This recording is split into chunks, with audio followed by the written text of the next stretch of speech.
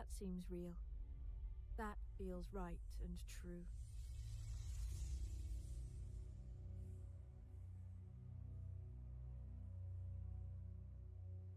Yes, there we go.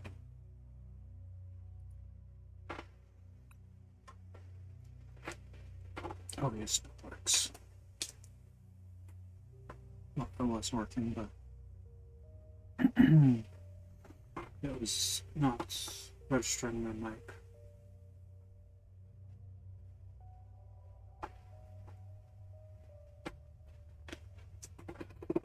Working the graveyard shift at an isolated gas station should be relatively quiet, right? Not many people out in the wee hours looking for gas, smokes, or energy drinks. But don't tell that to author Michael Marks. He shares a tale about one man whose overnight shift left him shaken to the core and questioning what he thought he knew about reality. Performing this tale are Mike Delgadio and Dan Zapula. So hopefully you'll be tucked into your bed when stuff like this takes place. Because, you see, it's usually quiet between 1 and 5.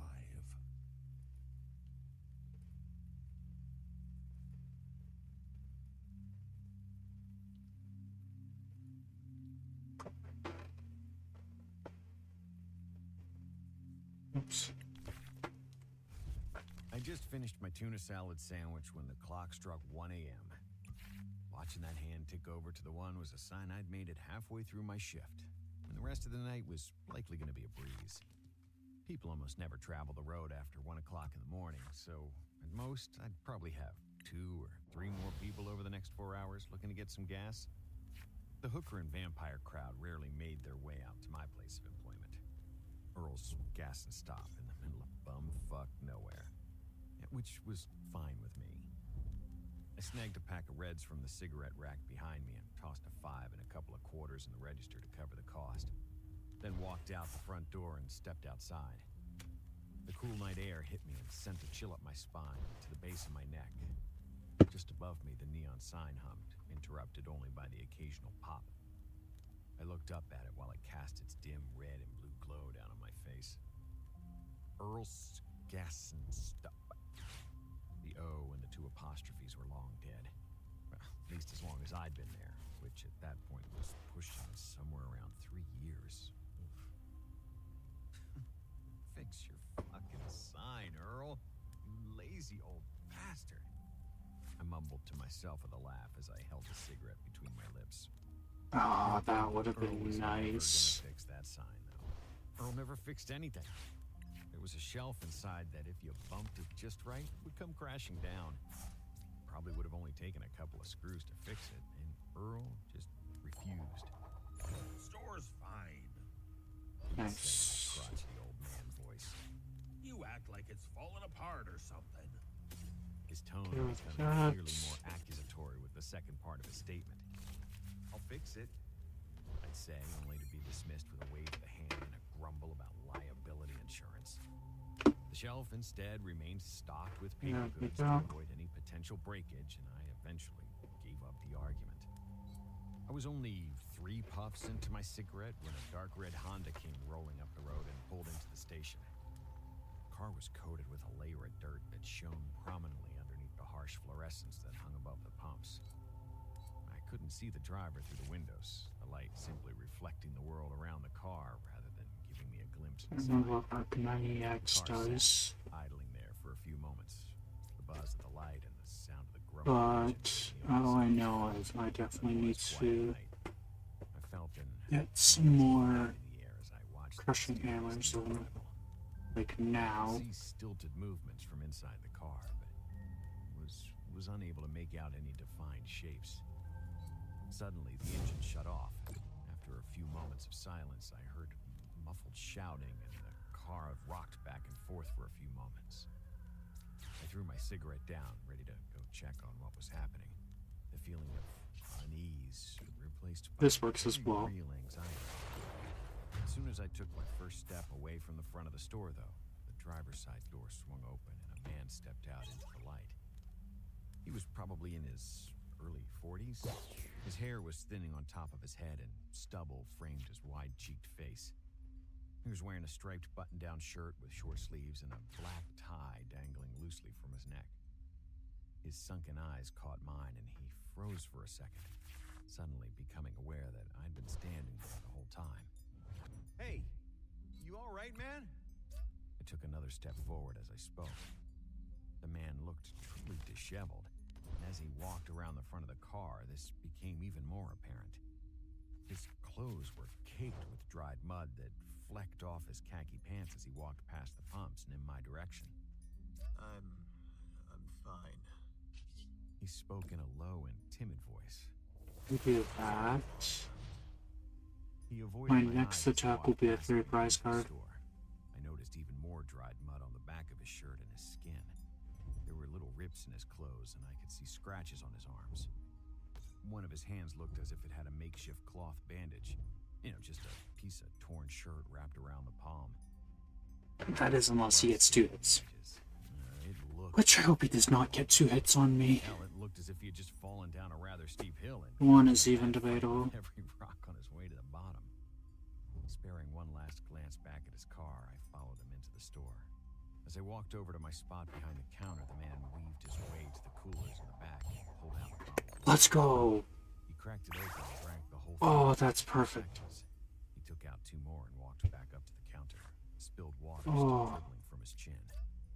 And a I pack of lights. was genuinely scared that it was going to be over for me with that attack. I felt an urge to Oh, ask if that's he was perfect. okay, but, held back. 3 prize cards just like Whatever that. happened to him, it probably 2 energy generators as well. discussed with some shitty That old sucks to know that clerk. they were in my prize cards. That'll be 9:45. I grabbed his pointed out brand of Guys, cigarettes from the rack I- behind me. They're pointless now anyways, because Something told me I only run 6 Anything else for you? of these energies in my deck, and 4 of them are here. One of them's here and one of them's there. His pockets and bringing out a handful of change. He counted out 45 cents and handed it to me. I dropped it in the register without making my own count and handed him a $1 bill back. He nodded at me with an odd look of relief.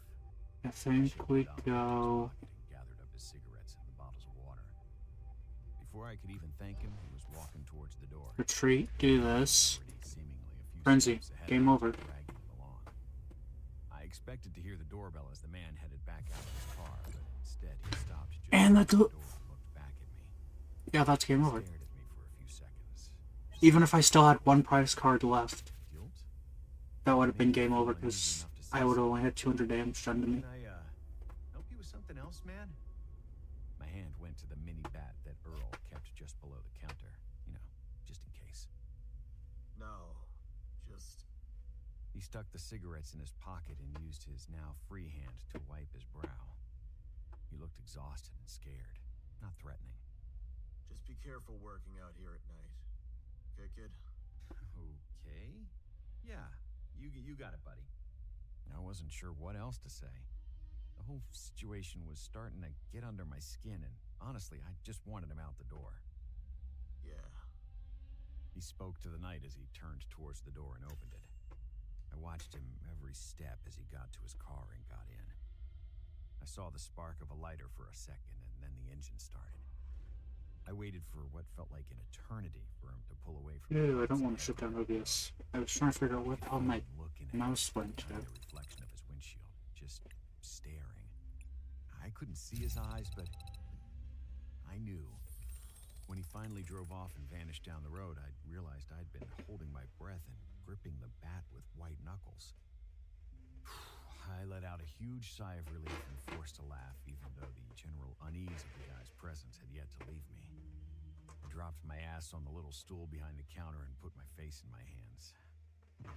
Perils of the night shift. Sometimes you just get a weird customer, I thought to myself.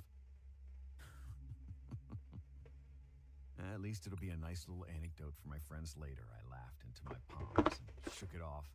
Down Lifted to... my head and opened my eyes. I nearly fell out of my chair when I saw someone standing in front of me. He'd come out of nowhere. The bell over the door never rang when he entered. I didn't hear a car pull up, no footsteps through the door as he walked up to the counter.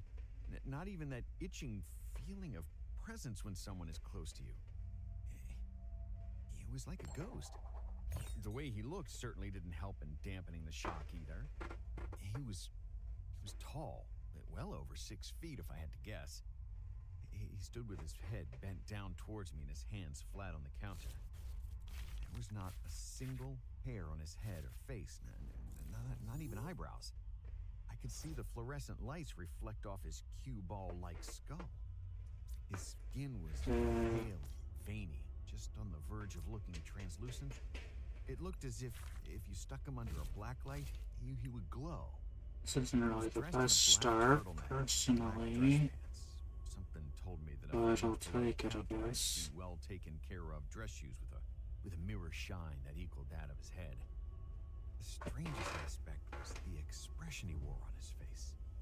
An unsettling, stiff smile stretched up the corners of his mouth, yet he kept his thin lips in a tight line. Even stranger, That's not good. his eyes were closed, yet his head tracked me as I got up off the stool and kept away from the counter far enough that I could feel the price boards for the cigarettes against my back. Can I help you? My eyes flicked to the front windows. No car was out by the pumps, which just tracked with every other element of this freak's sudden appearance. I tried to tell myself that he was just part of the late-night hooker and vampire crowd, out for a stroll at near 2 a.m., minimum of 10 miles from anything in either direction.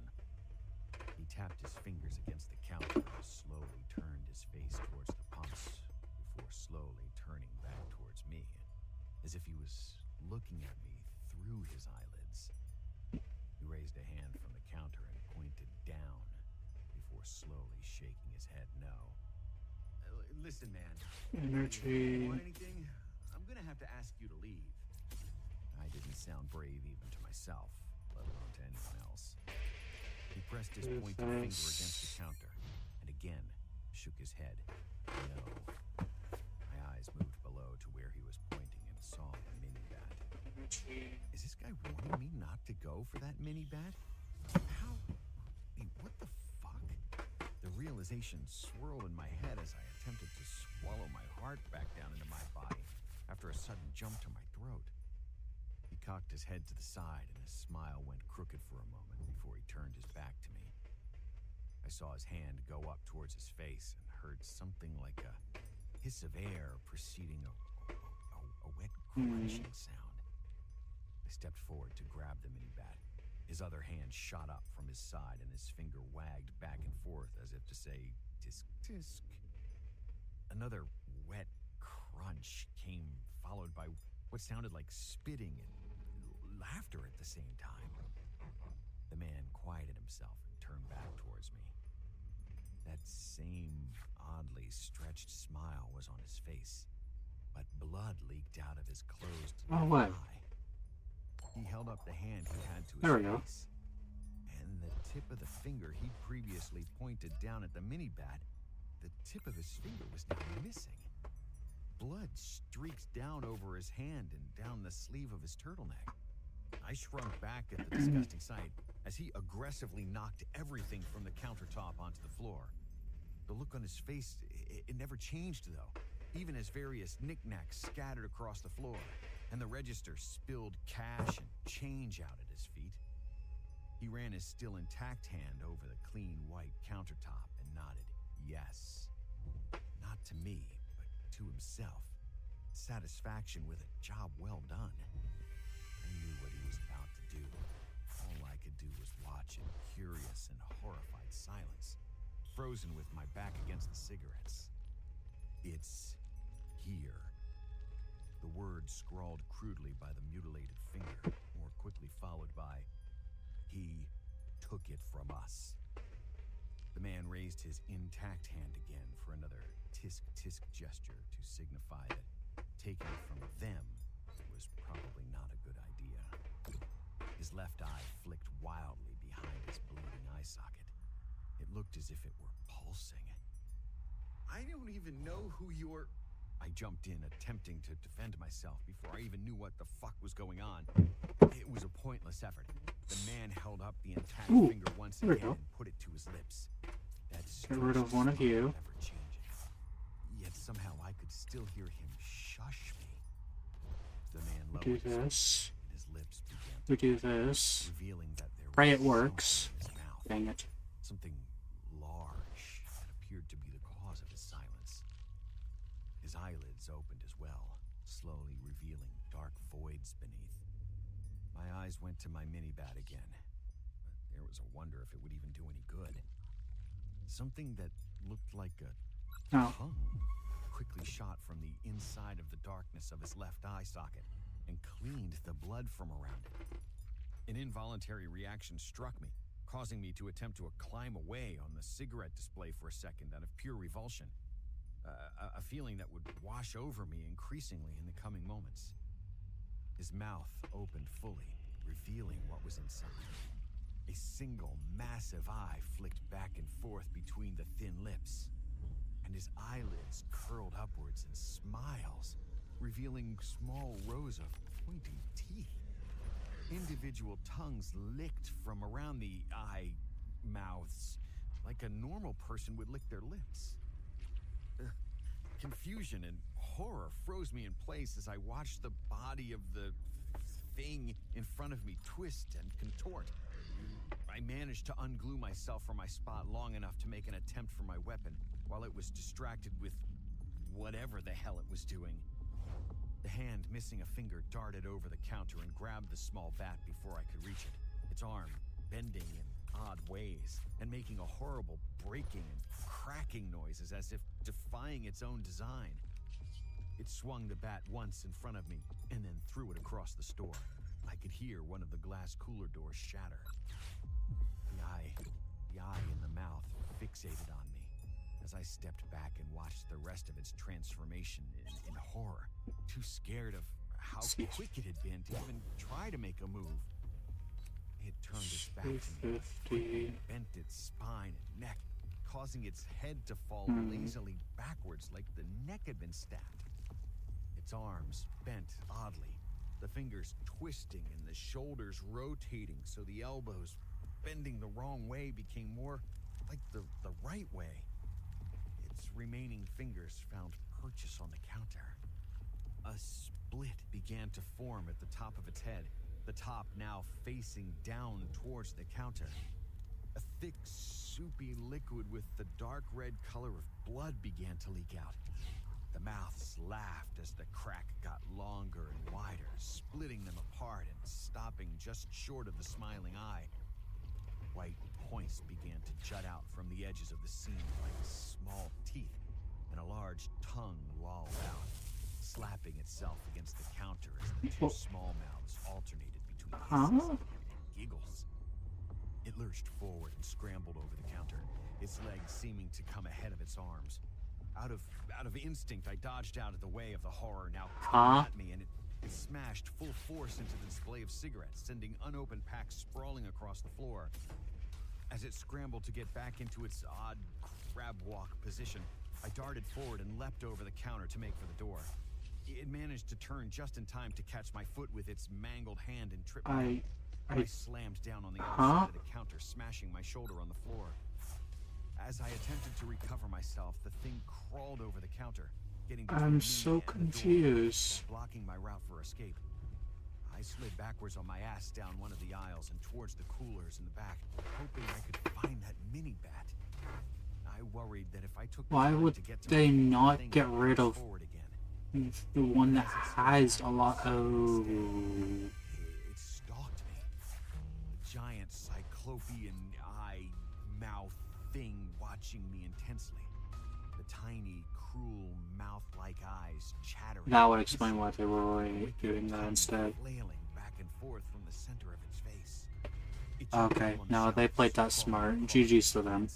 Keeping slow pace with me as my back moved ever steadily towards the cooler behind me, filled with I was confused why they were not taking out this roaring moon at first, relishing in my fear, realizing that they just need to attach one energy and do a single strike. Sodas spilled all over the floor, and the mini-bat was laying among them. So It was a few that's miles away, GG's. and So I knew I was going to need to get to my feet to make it over there. crawling over the shelves like a spider moving through its web towards a fly. Suddenly, its hand gripped a shelf I knew very well. A shelf filled with paper towels and plates because it couldn't hold much weight. As it shifted its weight, the shelf came free, and the creature, which had been displaying a disturbing grace, suddenly fell, sprawling to the floor, with the contents of the shelf spilling down on its deformed body. I sprung to my feet without thinking and tipped the whole damn shelving unit over on it as it attempted to flail itself back to its feet. The heavy unit came down with a thud on its body, trapping it. I could hear it screaming and the tiny mouths shouting what sounded like curses and some language I couldn't understand. It pushed itself up against the weight, now pinning its body to the floor. I dove towards the minibat and snatched it up from a cold pool of soda. The thing had pulled its body halfway free as I ran So back we'll over to have it and brought 50, the tiny 100, soaked club down on its arm. bunch of It howled in what I could hope was eagles more and pain than such. anger, and it reached out for my leg. I stepped back and brought the bat down repeatedly. 2 more times down on its arm, and then 2 more times down on its hideous head. All access to 15 booster packs, past expansions, a powerful deck that's ready to play, 1 collector's crate, 3 deck accessories, a bunch of stuff. No fun. We'll just do this in the next season, which will be in 6 weeks. We'll just grab potentially the premium pack. Squirted out over the floor and mingled with the soda dripping from the bat. That pack pass. Like blood. The thing fell still. I poked it a couple of times with the bat, wondering if I should hit it again or just run out of that store. Well, at least we have a bunch of Judging from energy chunks or of brain matter coins and from that. skulls scattered over the floor, I decided it was dead. I stepped over its body and around the knocked over shelves on my way up Let's to the try counter. this again. I needed to call somebody. The police, maybe? I'll admit I'm probably not playing some of these matches too good. At the same time, it's also... Store's windows that I noticed them. Standing I feel like beneath I'm the getting harsh neons of the half sign bad inside and backlit games by the with fluorescence having that only a hung few over the Pokemon and hub. getting some bad draws. There was at least a dozen of them standing perfectly still like statues outside, the lights gleaming off their bald heads. Each of them was dressed the same as the thing I just killed. Like this. Their eyes Only were one. closed. But on a good note, we do have Their Battle tail VIP Pass, lids so were pulled tightly and closed into that half is pretty smile. much 3 Pokemon on turn 1. And the rest followed closely behind. Not it. to mention, actually, I gripped the mini bat tightly in my fist, feeling the blood of the one I'd killed. or, drip down not over my Roman, arms. Iron Hands. They I can flung pretty much have over full, my almost a full deck, or deck, steadily full, closer to me. bench full of His Pokemon. mouth opened to reveal a black iris and pupil shifting beneath his lips for a few seconds. before he Because looked I can over do the Battle wall. VIP Pass, I backed away. grab Feet kicking Iron the Hands shoes, and heels Miraidon, falling use casually Miraidon to against grab the 2 other Pokemon, thing kept pace. The other which ones I'm not sure behind what now I'll opened take. their Well, it has to be eyes. energy, so Small mouths began to whisper and laugh. probably I found myself screaming now, so certain I was going to die that some sort of I'm not sure what I'll bizarre take. We'll take calm something. that replaced my fear was translating into bravery. I'll fuck you all up. Who's first, huh? 2 of them broke off from the back and walked towards the fallen one to lift the shelves off its body. The ones still approaching me began to split from the top of their heads. I really want them to Seams add opening energy onto to this reveal their Pokemon, long, pointed even though they tongues. can't do anything, because then I can One's just back began to twist and contort into their more I can just unnatural Giovanni's Charisma, spider-like forms. 2 energy Leader onto walked this through the boy. church at his feet. Suddenly, it Okay, raised a that works. hand and they all snapped back into their mock human forms in an instant, as if their transformation was on a rubber band that had pulled them back into place. I stood there, holding the bat out in front of me as if it would keep them Please from lunging don't forward and retreat. tearing me to shreds. It's all I ask. They did Please not don't move retreat. forward, though. They stopped dead in their tracks, in fact. All but the 2 who had lifted the shelf from their dead and were now carrying the limp, twisted corpse back towards the door. God The damn one in the it. lead knelt down among the mud Great. sprawled out at his feet. and began to pick through the coins with its slender, pale fingers. Oh, no, this doesn't do what I thought it did. Okay, I'm thinking of a different one. I'm thinking, oh, I think I'm thinking of Leafy Poncho. Quarter from the pile and held it up to the black eye behind its lips, as if studying it. Out of curious instinct, I lowered the bat. Oh, well, Leaned forward to see that the small silver coin was not a quarter. In fact, it was like nothing I'd ever we do seen. this, It shimmered with different colors as it and we do purple, red, random units. blue, all a matter of a single twist. Probably will just take 2 more iron Closed its hands. massive black eye into an unassuming, tight-lipped smile. We do seemingly this. satisfied with its examination. It dropped the prism coin into its palm and We closed will the fist around take it before these, standing back up.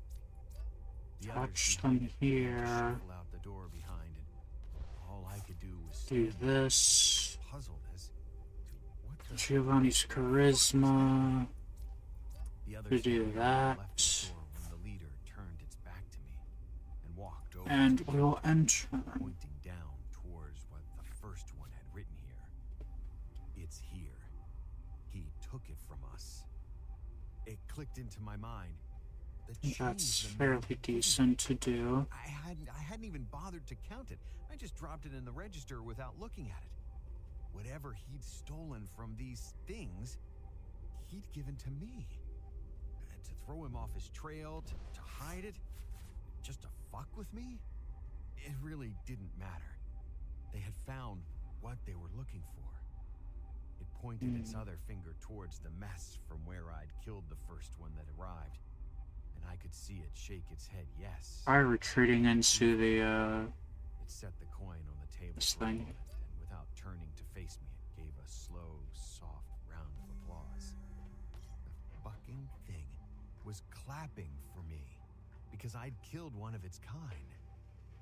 It picked the coin back up and walked out the door, joining the others.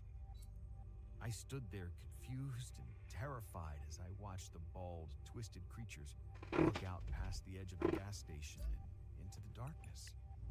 I stood there then, and long after. 3690.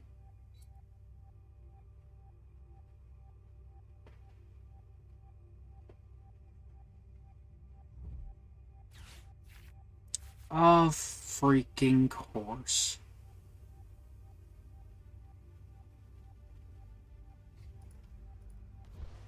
Guess let's get rid of those two, that's fine. I hate about Arvin. Or Avery, sorry. A, B, C, D. E's gonna be the next out of rotation, so I can't wait for RV. This thing. Avery. I don't say RV. Can't wait for Avery to get out of rotation. Mind you, the league stuff that I go to, not league tourney stuff, but just Pokemon tourney that are out. At least those ones don't. Nobody plays Avery, I don't believe. Why? Why would you do that? Now I know why you did that. Because you don't want me to kill your stupid Luna's dog.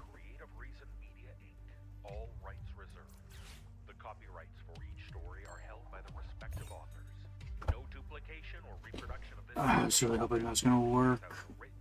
Even though that wouldn't have mattered because they would have just done Soul Rock anyways.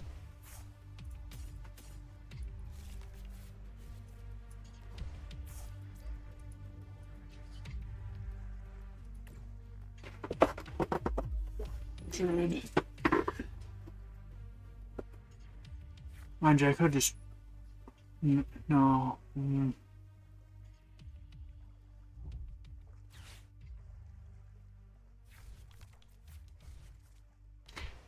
Let me guess. Radiant Greninja it. Because I don't believe he's Radiant Greninja, so you'll Radiant Greninja that. Attach another energy to Radiant Greninja. bring up Luna's tone, and double attach energies for close to the knockout. The Gold Pass pays for itself in less than 2 visits and makes for the perfect gift for any occasion. Get your Gold Pass at That would be canadasgoldpass.com. no, it wouldn't be with the knockout, but it'd be probably for a decent amount of damage. 3, 6, 9, 12, 15. It's pretty damn close to almost a knock. It's getting up there.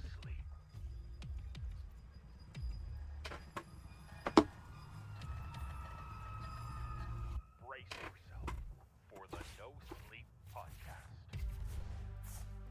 For the dark hours when you dare not close your eyes. Tales of horror to frighten and disturb. Join us as the sleepless hours tick past.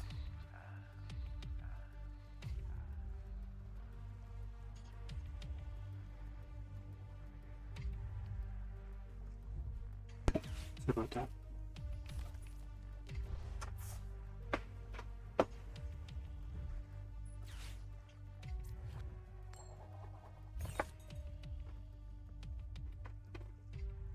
It's the No Sleep Podcast. I'm David Billings. Thanks for joining us. On this week's show, we have 5 tales about mystical muses, perplexing pictures, and childhood collapses. Now that we're 3 episodes in, Oh, that works. 9, it's a good time to remind everyone that once again we're offering our rent-to-own program for the season pass. Each full-length episode Bang. of the season is available individually for only $1.49. That means you don't have to spend $19.99 all at once. That is actually You can perfect. buy I will weekly take episodes that. affordably. And when you purchase 14 individual episodes from a season, you're eligible for a free upgrade to a full season pass. So don't miss out on all the great stories we produce for you each week. Rent a season pass week to week and experience all our spine-tingling tales. I also want to welcome a new contributor to the podcast. Jörn Hydreth joins the show with his... Wait, Jörn Hydreth? It seems not only is he a voice actor and illustrator, but he's now contributing a story. So congratulations, Jörn. You're the only person who joins me in the triple terror club of being a voice actor, illustrator, and author on the podcast. We're glad you find new ways to share your talent with us. And speaking of Now I talent, just need to we have a lot of it for you get this another week. Great writers, actors, bus orders, and illustrators, boom. musicians, and producers. So I believe I have So let's 4, swirl it 2 all or 4 in together here. and kick off this week's show.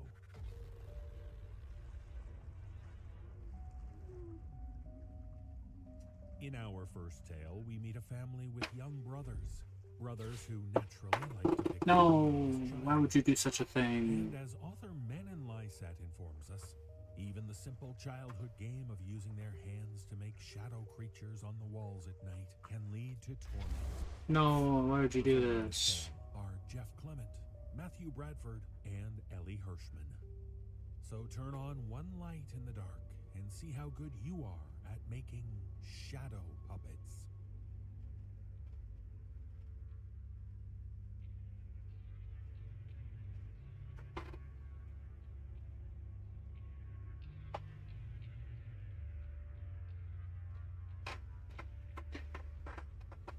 When we were young, my brothers and I shared a room.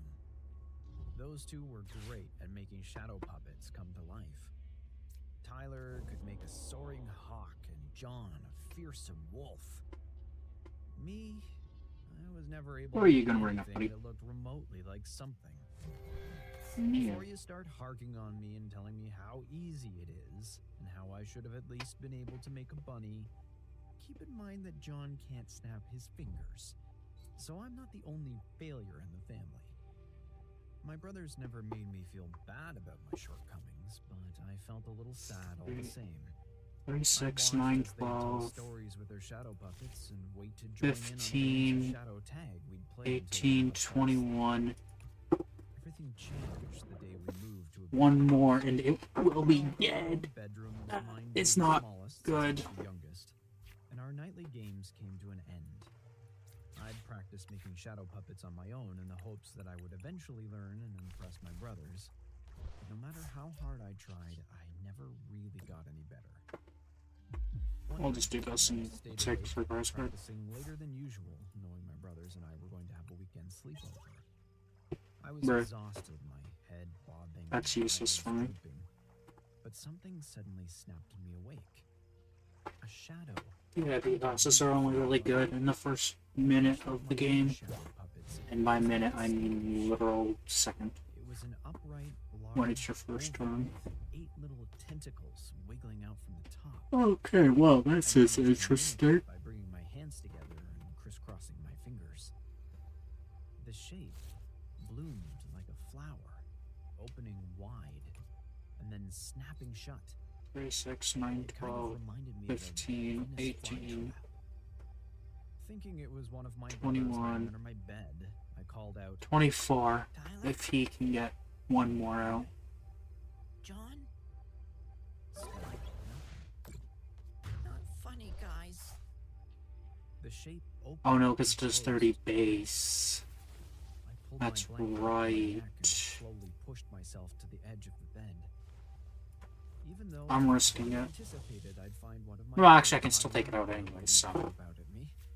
Even though I was ready for it, I was still nervous and tense. It was like watching Okay, the perfect. villain of We a do horror this. movie slowly creep And we towards take 2 its price heroine, cards. knowing full well what's going to happen, but being anxious all the same. The fear was palpable.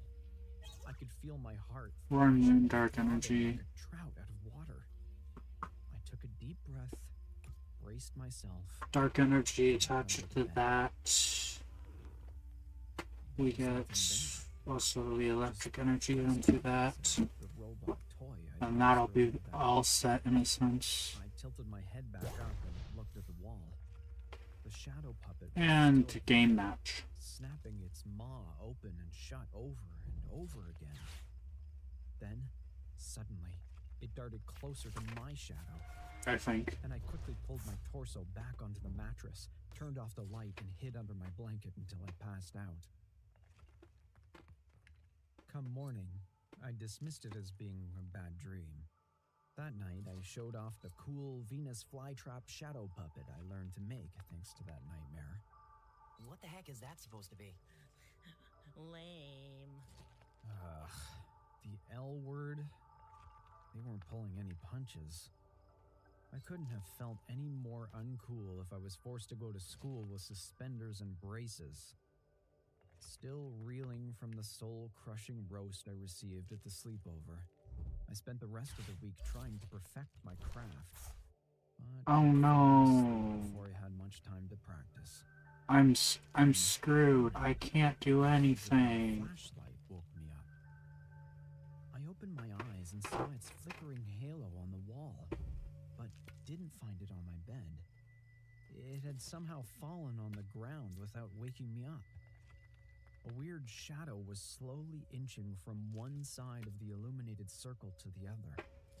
It had long ears, a spindly body, and a morphed tail shaped like a question mark. I was petrified. And then it got smaller as the thing casting the shadow moved farther away from the source of light and closer to the wall.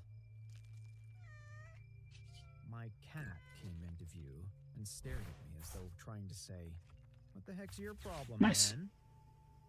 That would have been a good time to let out a string of expletives, but at that age, even in my most private of moments, I didn't dare utter those words. I was still at the age where I thought my mom literally had eyes in the back of her head. Hell, I'm an adult now, and I'm still not convinced she is.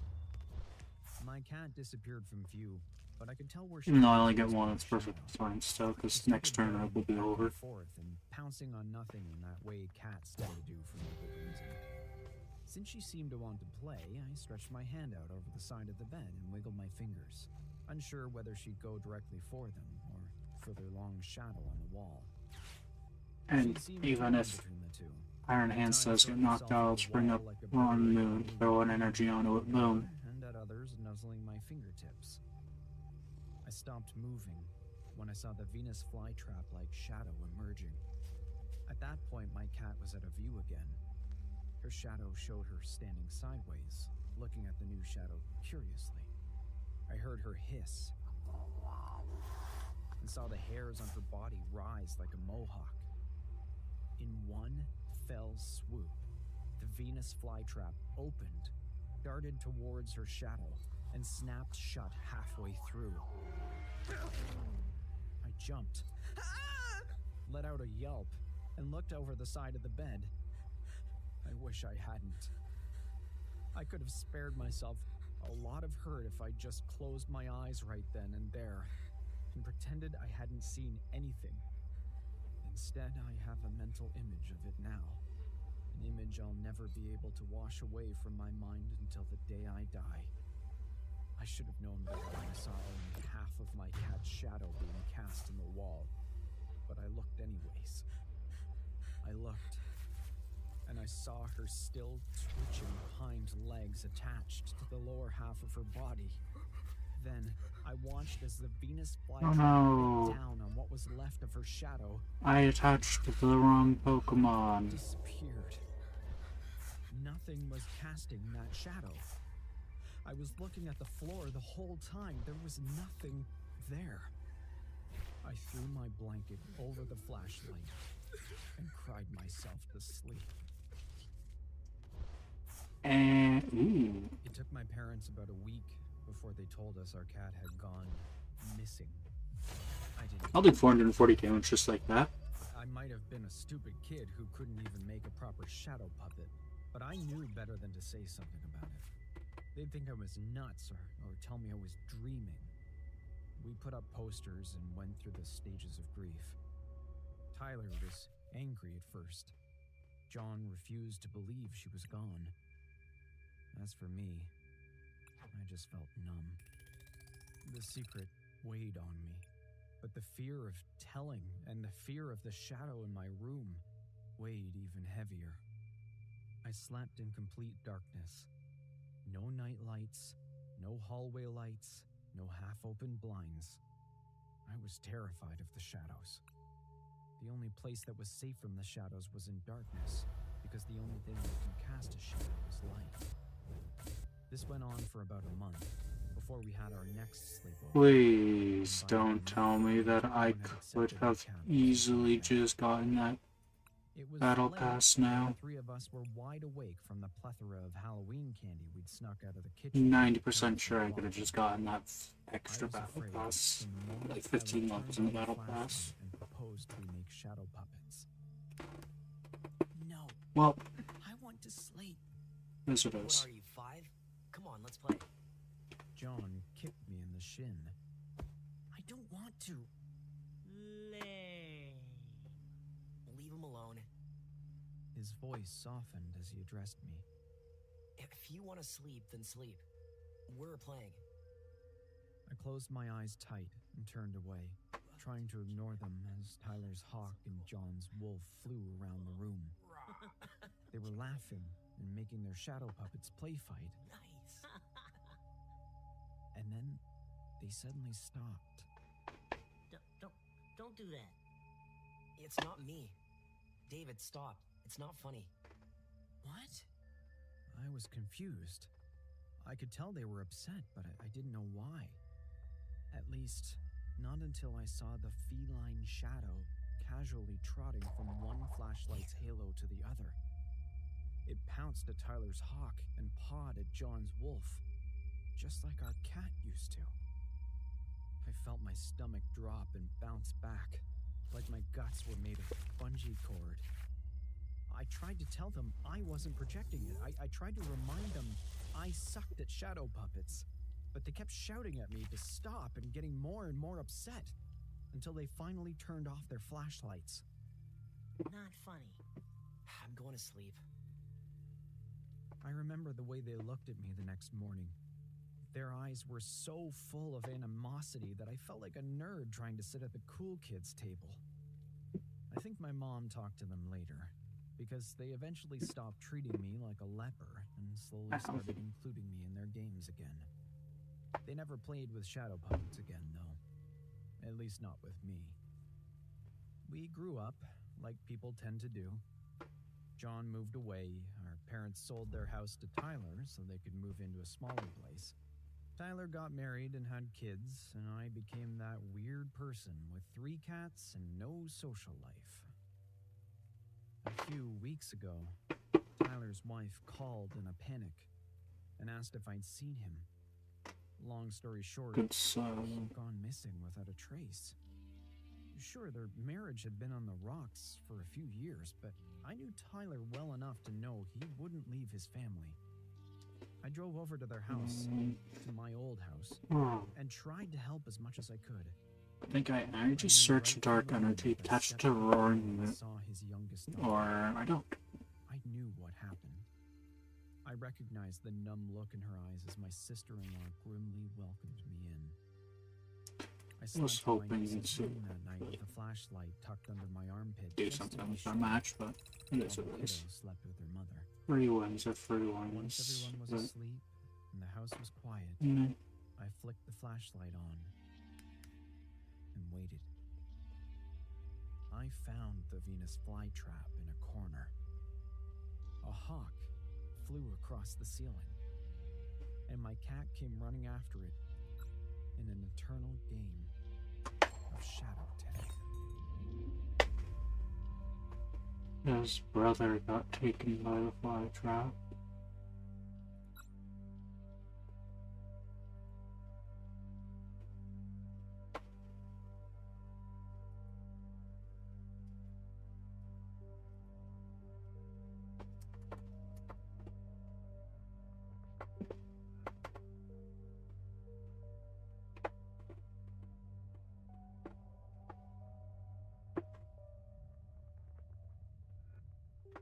There are many tales about promising young athletes who fail to live up to their potential. But in this tale from author Jimmy Giuliano, we learn the story of a high school baseball pitcher who was destined to play in the big leagues. until Although, a mysterious legend from we the don't brought have about his downfall. the right Performing stuff. this are Mike Delgado, Kyle Akers, Still can potentially do good. and Matthew Bradford.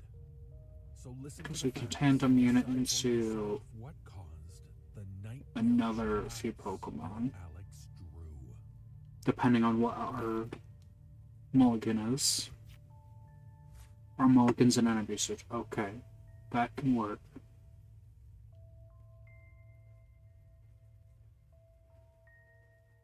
I sat in a coffee shop in Paw Paw, West Virginia, staring at a faded Polaroid photograph. 2 10-year-old boys stared back from the picture. One had his arm around the other.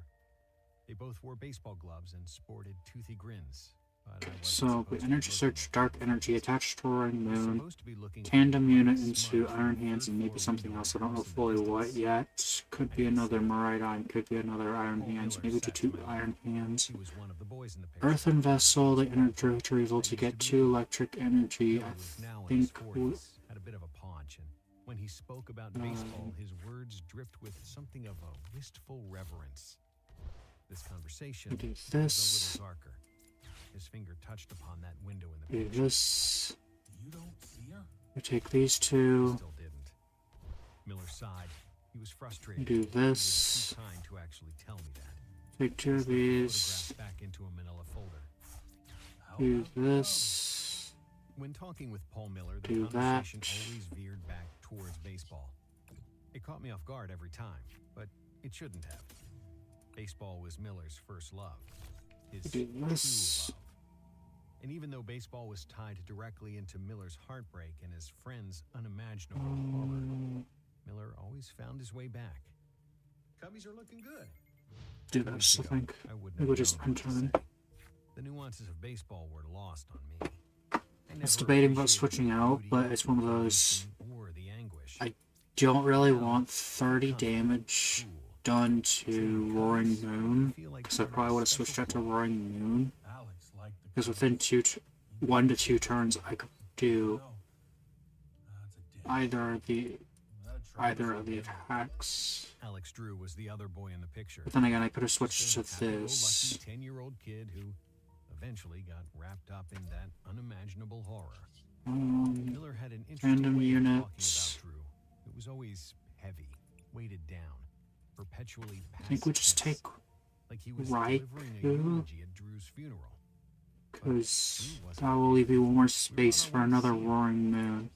Miller drummed And then the I think yellow we folder with his actually fingers. retreat this He time removed into the photo and Raikou. tapped the third floor window again. Fleetfoot, energy search into another dark energy, I believe. 2 weeks before And my we're good. coffee shop meeting with Paul Miller, I was sinking into an oversized leather chair in my history advisor's office. I was discussing ideas for my senior research And we paper, or electric energy, by the saying my roaring, I ideas. think. My professor, Dr. Kingsley, sat with his hand on his chin, politely listening as I rambled off some uninspired topics. When I finished, he paused for a moment. Then he asked me a question. Have you ever heard of Alex Drew? I hadn't. Let me play you something. He stood, reached up to the fifth shelf of his bookcase, and he pulled down a portable cassette deck. It was vintage, about 12 inches long, gray with a black handle and a large red record button. Dr. Kingsley placed it on the coffee table between us, and he pressed the play button. The tape inside the tape deck began to spin. A loud hiss rushed from the speakers, like it had been I pent think up and trying we- to escape. I heard the faint sounds of clapping and cheering, and then a boy's voice. We do He couldn't have been older than this. 16? Here's the windup and the pitch by Drew. I heard the Fleetfoot, ching sound of a metal fence. crushing Murmurs from the hammer. crowd. And it goes all the way to the backstop. Another wild pitch. Simmons advances to third and Thompson trots to first base. We do that. That's Drew's fifth walk of the inning. Kind of pointless, More but murmuring from the small crowd. The tape hissed and crackled. I looked up at Dr. Kingsley. Even though I was certain he'd heard this tape many times before, he still I looked think I can win this next turn. I think. Drew walks around the mound slowly, his head hung low. It's like he can't look up. Something about his body language. Drew just looks, how do I say this, scared. Dr. Kingsley pursed his lips. His fingers clenched the inside of his hand, moving in and out. Paul Miller heads out to the mound, and here comes Coach Turner. Or Fleetfoot, I guess. Right fielder Steven Larson is coming in to pitch, and Drew will be taking his place in the outfield. Polite clapping I'm from the crowd. kind of confused why this "Okay, Alex," person someone shouts. didn't Third disaster start. attack or anything. That's Drew on the back, and the left-hander jogs out to right Because that was game. set up as he's jogging, like he's looking for something off in the distance, then drops it again. I'm not quite sure what he's looking at, but something's caught Drew's eye. He positions himself in right field, but he looks like he'd rather be anywhere else but this baseball diamond. Dr. Kingsley's gaze floated towards the bookshelf. He looked unnerved. It's difficult to describe, but Drew looks like he's shrinking. He keeps looking off towards the distance with a face I can only describe as, Let's try one more maybe, because that game was a little bit weird. I'm not sure what else to call it. I've never seen anything like this. It's unsettling. The tape hissed and cut off. The cassette wheels continued to spin for a few seconds before Dr. Kingsley pressed down the stop button. I received that tape years ago. It made Tails, rounds wait a of second. baseball junkies like myself. It's a copy, and it's not the whole thing, just that one excerpt. Was it a radio broadcast? Dr. Kingsley shook his head. It was a kid making a demo announcing tape. He wanted to major in broadcasting, and so he recorded himself doing a couple of high school I games. think we tandem unit to the It's the only known existing two Iron Hands Alex Drew game. Am I supposed electric generator. Hope we get our four energies, How much do you know and about small-town we'd be Minnesota good. baseball lore? Hopefully. Outside of the ability to hum Take Me Out to the Ball Game, I didn't know anything about baseball. Professor Kingsley, I'm getting the impression you'd like me to do my research paper on Alex Drew, but I don't think I'm the right person for this. Baseball isn't really my thing. A sly smirk crossed Dr. Kingsley's face. That's why I think you'd be perfect for this story.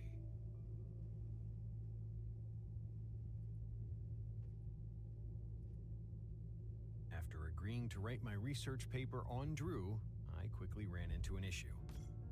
Alex Drew didn't seem real. He was more of a myth, a legend. The way Dr. Kingsley described Drew, it was almost as if some baseball fantasy conjured up to teach aspiring players a lesson in humility. Better appreciate what you have, kiddo, because the baseball gods will cruelly rip it away from you when you least expect it. Random I unit. couldn't really blame the professor for thinking this way. Both of these. Outside of the demo tape and a few anecdotes, Dr. Kingsley didn't know much about Drew. Just things he heard from his different baseball circles. Stories shared over a round of cold beers in a smoky bar.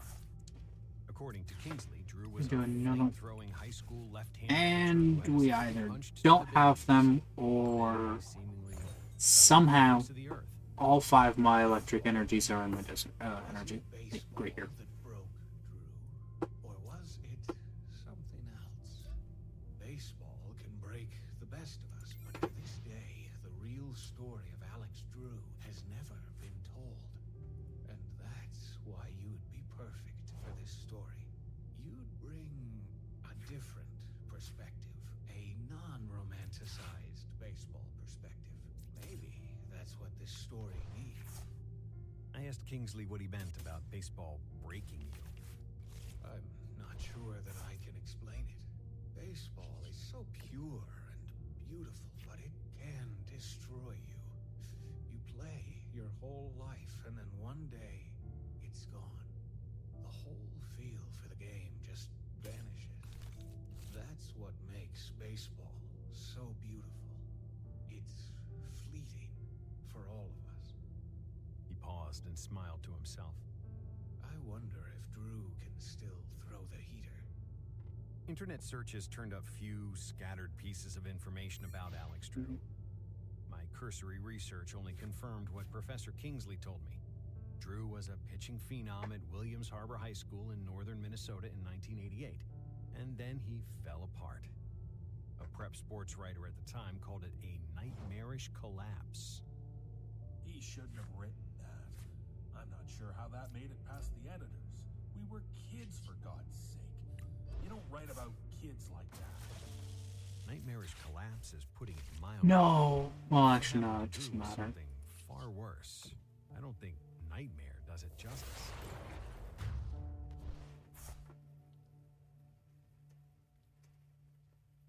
Tracking down the Alex Drew story was a bit like stepping into the batter's box against Drew in his high school prime. You can formulate a plan of attack, but in the end, you're bound to end up flailing wildly at whatever gets thrown your way. I began by searching Drew on social media, and that went nowhere fast. I searched for an address or phone number, and any leads promptly dissipated. I quickly and correctly guessed that he didn't want to be found. I then performed what I thought was the next logical step, contacting Drew's old high school in Williams I Harbor. think getting The problem Raikou V isn't really Williams Harbor doing much for my deck anyways, besides The town kinda sprang up just- overnight in the late 1950s. American companies were it's only really there for looking to Fleet make Foot, steel after World War II. which is They letting me found draw a answer single on card. Minnesota's scenic North Shore. Enter Williams Harbor. So I feel like it may be best to just get rid of Raikou V for Founded by the Robert Williams something Mining Company. else. Taconite, a low Either another iron boss's ore orders or mined and something. pelletized in Silver Bay, Minnesota, before being shipped to nearby Williams Harbor for distribution. The town was a private slice of paradise, if you were into the Northwoods lifestyle. Think sprawling Great Lakes coastlines, secluded hiking paths, and immense green forests as far as the eye could see. And you've got an idea of the Minnesota North Shore. It was a good place to make a living. At its peak, the harbor handled 9 million tons of pellets annually and boasted 1,378 residents in 1980. 11 years later, it was completely abandoned. In 1991, Robert Williams went bankrupt, operations closed, and the workers and their families moved on. Williams Harbor was a ghost town. I think maybe I just Minnesota, go with 10 miles 2 Williams Harbor. Iron A friendly reporter Hands. tracked down and emailed me a team photo and roster of the 1988 Williams Harbor baseball team. I made inquiries to players and coaches. Few responded. But the trend developed immediately. Everyone refused to talk about Drew. Everyone except Paul Miller. Alex and I grew up on the same streets. We played Little League ball together. This was just pointless. Sleepovers, explored the woods, things like that. People remember him for his baseball skills, but Alex was more than that. Wicked sense of humor. Loved animals. Real nice to old people. Yeah, but it always came back to baseball for everyone else. You're definitely on your way to the show, Alex. And that's what we're talking about right now. Baseball, right? Yeah, well, if you're asking if I thought he'd be a big league prospect in high school, I mean... That was fairly pointless to do anything Alex Drew. extra. It was just to show off, I guess. According to the 1988 Williams I'm not even sure why I did that. Throws left-handed, bats left-handed. He's standing in the back row of the team photo, hat pulled down low, dark eyes, strong chin, lanky. You wouldn't guess his left arm was a cannon. A southpaw with good velocity always has a chance to make it to the big leagues. But Drew had more than just good velocity. He changed speeds. He'd hum a two-seamer with movement in the low 90s. Then came a slider at 82, 84. Oh, filthy stuff. Made guys look silly. The scout showed up at the end of his Edits. sophomore year, and more kept coming the following year. And we were this tiny podunk Only 4 energy. in Minnesota. And the Why still came. do I even have? Something. I asked Miller what type of big league career he imagined Drew having if not for the breakdown. Miller didn't hesitate. Why bother to have 4? I only have 4 energy. Drew's pitching I'd need career didn't 8, make it I'm past pretty sure. 17. 2, He hung up his 4, cleats halfway 6. through his junior year I need like after a 8 of them. particularly disastrous starts, and then he transferred across the country. The way Miller freshly described Drew's infamous starts. Actually, I think what I do is I was behind the plate when it began to fall apart. There were 3 or 4 scouts at the game. I think we take 4 energies. Known from the get-go. Walked the first batter on 4 pitches. Next pitch went straight to the backstop. Yeah, he walked the first 4 hitters, and then the one pitch that's We get rid of those 2 to the left center gap. Double. and take another boss Beginning of the end. and The lack of control crept out of nowhere, Miller insisted. But it wasn't the walks or the bases clearing double that concerned Miller. It was Drew's demeanor on the maybe we take another boss and Geo. Think that may work. Or scared of letting his teammates down. He kept looking at something in the distance. It's like someone was watching him. And it just got worse and worse. He'd throw the ball, and immediately his eyes were off somewhere else. This fearful look overtook him. He didn't want to look up. He couldn't. I asked Miller if he knew what kept drawing Drew's gaze on the mound. Nurse Hazel. What is it? Have you heard of her? Oh, it's 2 A's.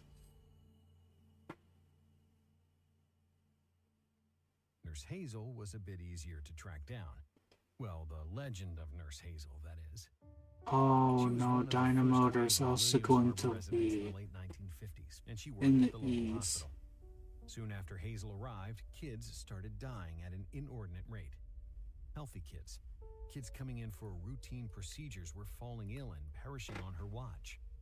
As the legend goes, Hazel was infatuated with pristine health and well-being. And even the most minor of illnesses were a sign from God that the children were not worthy of life. So Hazel took the life from them. 16 children died before the authorities discovered Hazel's involvement. Mob justice prevailed and the town came for her. They stormed her home and Hazel threw herself No, from 1, her 2, 1, front 2. window. Let me just They add say these when her back. body I hit think the that ground, may work. her eyes were jarred loose and flipped all the way around. Only the whites of her eyeballs were exposed. I'll try a match with Lives on. this real quick. Sick Minnesota kids are hesitant to open their eyes in bed, terrified of seeing Nurse Hazel standing vigil at their bedsides. And sightings of Nurse Hazel roaming the third floor in her full nursing getup with stark white eyes are reported at her former residence on the anniversary of the night she took her life. According to Miller, Drew's path collided with the Nurse Hazel legend when the boys were 12 years old. We were out horsing around one night. I'll try one match with this, and I think that'll be it. I dared Alex Do some more testing tomorrow. and he did. I watched that window like a hawk from the street outside, waiting for Alex to stumble forward with a needle sticking out of his neck. That was her preferred method of execution, all the kids said. But Alex appeared alone in the window, making faces, smiling, Do this and this. he was fine. Miller paused, and for a moment I thought the line went dead, but I heard him lightly breathing and waited. He should never have gone up there. I shouldn't have dared him to do it. There was no I immediate think with the battle VIPs pass, we take the two, years later. She resurfaced, as long as I have them, I should say. clung to him that night. We take both of these. Came back. Because then I can just tandem unit into these. February 12th, 1988. Alex Drew was in the high We school do weight room that. maxing out on We the do bench that. press. He One sweats and enter. runs his way through a 45-minute workout. He showers and then heads across town to meet pitching instructor Tom Wilson. The two break down video and work on mechanics.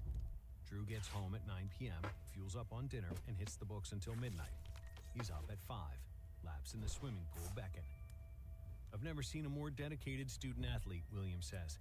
Some say perfection is not attainable. To that person, I say, talk to Alex Drew. That was an article from the Tofty Gazette. Miller scanned it and sent me a copy. He saved all the press clippings from his baseball days in an album. I asked him if he had any more articles about Drew, and he said none worth sending. There's only a few, he said, and it's more of the same. Honor student, hard worker, long hours. It wasn't the pressure that broke him. I was parked at a gas station with my digital recorder held up to the phone. Do that. People think it was the pressure. That it was the scouts. Do funny charisma Than anyone did. here. Drew handled it pretty well his freshman and sophomore year. 19 wins, 0 losses, Okay. 4 no-hitters, and 12 strikeouts per game. His first 3 starts his junior year were more of the same. 3 wins, 0 losses, and 39 strikeouts in only 21 innings.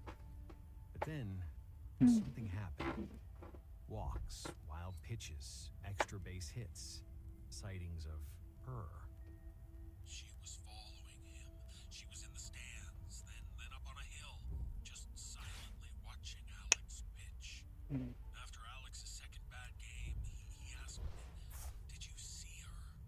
And honestly, I didn't see her. I wanted to, because I think that would have made him feel better. Like he wasn't crazy. So I asked him, "Is Even if he takes it, so that's fine. Alex couldn't nod. Just nod. He couldn't even say her name. It was too much for him. It broke him. Miller audibly I sighs. think I do this. Those stories about kids dying and Nurse Hazel being responsible. It's just... What if we brought Just need a dark energy. Maybe I should add 2 dark energy extra to the stack. We have the Instead of the, then and now like, conversation, a classic 4, sports I think, discussion topic. electric. We talked the late 80s versus today. How it was probably a bit easier for players mentally back then. Oh, I can work with that as well. Onslaught of media coverage on student athletes. Before That the works. streaming of high school games, social Because I can just media earthen vessel websites devoted probably to most likely electric energy into getting a dark energy and electric energy. that was pretty much it. Attach it to It this. wasn't beyond the realm of possibility that a spook story could ruin the mental makeup of a Think I It didn't also likely to happen 30 years ago, I reasoned. Take the Nurse Hazel legend. It's easily frenzy explainable. gouge. She simply did not exist. I found no record of her and no record of 16 children dying at Williams Harbor Hospital en masse in the late 1950s and early 1960s. Basic internet searches and scholarly articles dispelled that legend. I think I frenzy gouge In 1988, Arcanine, those and then I stories can had just the capacity to be more real. Calamity Storm on Nurse anything Hazel else. did get into Drew's head in some form. Where is Alex Drew? You won't find him. I've tried. He doesn't want to be found. So, frenzy gouging. You are dead. Alex Drew found me. I received an email from Drew's sister, Karen Fincher. I'd been posting about Alex Drew on any sports forum or Facebook page I could find, asking for leads, if anyone knew Alex or knew somebody that knew somebody. A few days later, a message appeared in my inbox with the subject line, That's your phalange if you discard pellets of this Pokemon. Karen's message was short but respectful. She politely requested that I stop spamming websites about Alex and potentially bringing his story to the limelight. Her family would greatly appreciate it. I emailed back, "Thank you for your message. I want to make sure we're on the same page. Here's the info I have on Alex's final starts for Williams Harbor his junior year. April 13th, 88, 1 1/3 inning pitched, 7 earned runs, 3 hits, 6 bases on balls, 4 wild pitches. April 19th, 1988, 2/3 inning pitched, 5 earned runs, 2 hits, 4 bases on balls, 6 wild pitches. April 24th, 1988, 2/3 innings pitched, 6 earned runs, 2 hits, 5 bases on balls, 4 wild pitches. Alex was an amazing pitcher, and from what I understand, an amazing kid. This sort of precipitous drop-off from such a promising talent is a human interest story. At the very least, I'm deeply interested. Alex's former teammate, Paul Miller, provided me with quotes and other I think I information just do about Alex. that. I've attached quotes from Paul and additional information about a Nurse Hazel We- legend to this email. I hope to run Boss. this by Alex or a member of his family for confirmation. Frankly, it seems a little unbelievable to be true. I was hoping I can you'd take tell that me out, to but believe. I spoke with Fincher on the phone later that evening. I furiously scribbled notes throughout the entire conversation. we just take out the radiant stress, I think. Karen Fincher's tone was friendly, yet irritated. Then we get rid of statement. Acts like this Nurse Hazel legend was real. That my brother was haunted by an actual spirit. He wasn't. Alex had a mental breakdown. To insist that there are ghosts out there latching onto people, I it's don't. irresponsible. According to Fincher, Drew's ongoing encounters with the Nurse Hazel legend were Drew's alone. They were his creation. That's what I didn't want to see. My brother pushed himself too hard at a young age. You've studied the Nurse Hazel legend, right? Her obsession with perfection? That was my brother. Exactly him. He didn't murder children, obviously, but it's not a coincidence that he started seeing that figure in his own head. It was a real popular legend in our town. Every kid knew it. I understand why that's what Alex's head conjured up. Defiant Band. What does Defiant Band do? Took him. Became too much for him. She If you have more paused price for a cards than your opponents, this attack does 30 more damage. Her own demons. We chatted some more. Fincher was affable. She told me about the Alex of today, a tale of two Alexes. There's the Nope. Alex who lives near the UNGG, Alex buddy. who trains service dogs and who adores his family, and wears out his Major League Baseball season pass online. Please, Then there's the please, Alex please, who please, barely please, leaves the please, please, house. please. Ah, nope, UNGG, Wears a buddy. blindfold when he does, because he still sees her. She's on rooftops. That's another thing Paul got wrong. Alex never saw Nurse Hazel standing on a hill or in a crowd of people. She was always on rooftops. And she always was dancing, just slowly dancing a Yep, waltz. GG. All by herself, but it looked like she was cradling a child. But there was nothing in her arms. And that's where Alex sees her still. Funny, I never read any of that in the Nurse Hazel legend stuff online. I know, shocking, the internet would get that wrong, right? She was right. None of the websites I visited mentioned anything about Bright Nurse Flame Hazel knockout. slowly dancing a waltz on a rooftop holding an invisible child. GG's. Bullshit. It was probably made up by some parents back in the 70s. All of these legends have their reasons. Maybe Nurse Hazel was invented to scare kids from pretending to be sick. You know, fake an illness, stay home from school. Ever do that? We never did that growing up. You'd be afraid Nurse Hazel would get you. You were a bad kid if you did that. Just asking for it. She paused and I think I actually get rid of the. It's not true. I mean, of course it isn't. Yeah, just get rid of these. I asked Fincher if I could use her. There's no point in trying to rely on them Hesitated. She needed to speak with in the Alex future. first. I had one last question for her before our phone call ended. A question I needed to ask for Dr. Kingsley. Can Alex still throw the heater? Fincher laughed. I pictured her smile. It was Think that's raw good. and knowing. What do you think? That should be good. But I'll know tomorrow. I wound my rental car Thank through you, the Rose. Appalachian No, Mountain hope roads. you have a great rest of your day Although I or was in the night. passenger seat, And couldn't possibly sit see you tomorrow. Bye bye, everybody.